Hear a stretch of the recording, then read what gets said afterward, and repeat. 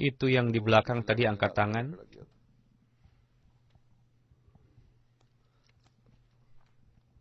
Assalamualaikum Huzur. Ada seorang ateis yang bertanya kepada saya, namun saya tidak bisa menjawabnya. Untuk itu saya ingin bertanya. Dia bertanya mengenai tujuan kehidupan. Dia bertanya, apa tujuan hidup? Kenapa kamu terlahir di dunia ini? Saya jawab bahwa kita terlahir untuk melakukan kebaikan dan mengenal Allah Ta'ala. Dan ini merupakan sejenis ujian. Dia bertanya, apakah Tuhan memerlukan salat kamu, ibadah kamu, atau tidak?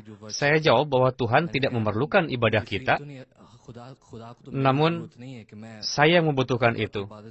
Lalu dia bertanya, lantas tujuan kehidupan dari sisi Allah Ta'ala, apa kalau begitu? Oke, buat kamu sebagai ujian, tapi bagi Allah Ta'ala, apakah ada manfaat atau tidaknya?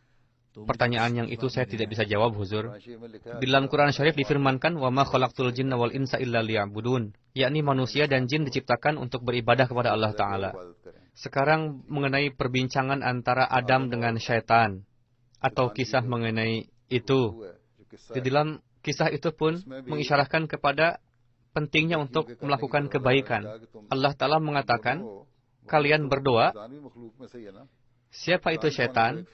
Syaitan adalah orang yang pemikirannya buruk. Dan Adam adalah orang yang datang atas perintah Allah Ta'ala dan menyebarkan perintah Allah Ta'ala dan mengamalkan perintah itu. Misalnya, berbuatlah kebaikan. Allah Ta'ala mengatakan kepada Adam, jika kamu melakukan kebaikan ini, maka kamu akan pergi ke surga nanti. Namun jika kalian berbuat buruk, maka kalian akan mendapatkan kerugian. Di dunia misalnya ada pencuri. Dia mencuri atas godaan setan, kan? Tidaklah diilhamkan oleh malaikat untuk melakukan pencurian. Oke? Mendapatkan hukuman dari itu. Allah Ta'ala tidak mengatakan kepada orang itu untuk mencuri. Setanlah yang menjerumuskannya. Lalu ada orang yang kedua, dia tidak hanya ingin terhindar dari dosa-dosa atau dari perbuatan buruk, bahkan dia ingin terhindar dari perbuatan itu karena dengan melakukan hal itu Allah Ta'ala bahagia dan Allah Ta'ala akan memberikan hadiah kepada saya. Memang Allah Ta'ala tidak membutuhkan, namun Allah Ta'ala memberikan dua jalan kepada kita.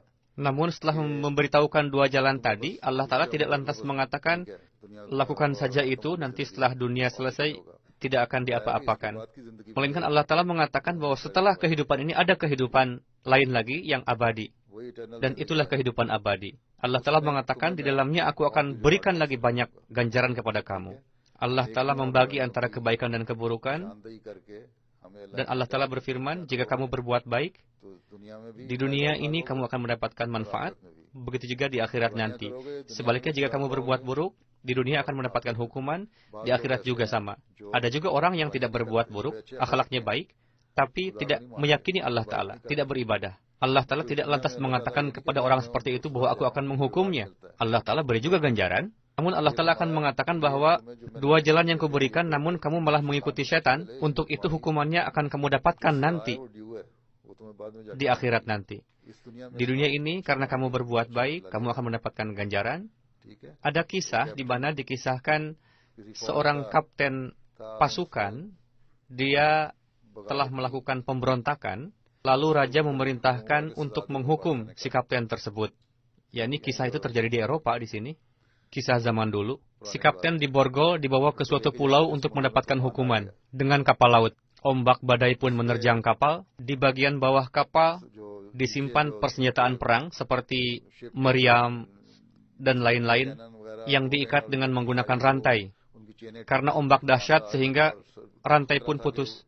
Sehingga dikhawatirkan meriam tadi akan menabrak dinding kapal dan merusaknya. Dalam kondisi badai yang seperti itu, tidak ada anak buah kapal yang berani untuk turun ke bawah untuk memperbaiki rantai meriam yang putus tadi. Si kapten bertanya, siapa yang berani turun ke bawah? Si kapten sendiri menjawab, biar saya saja yang turun ke bawah memperbaiki rantai-rantai itu.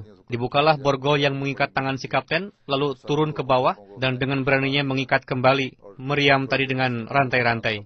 Akhirnya badai ombak berhenti, lalu kapal laut pun berlabuh di pantai, lalu si kapten itu diberikan medali karena keberaniannya.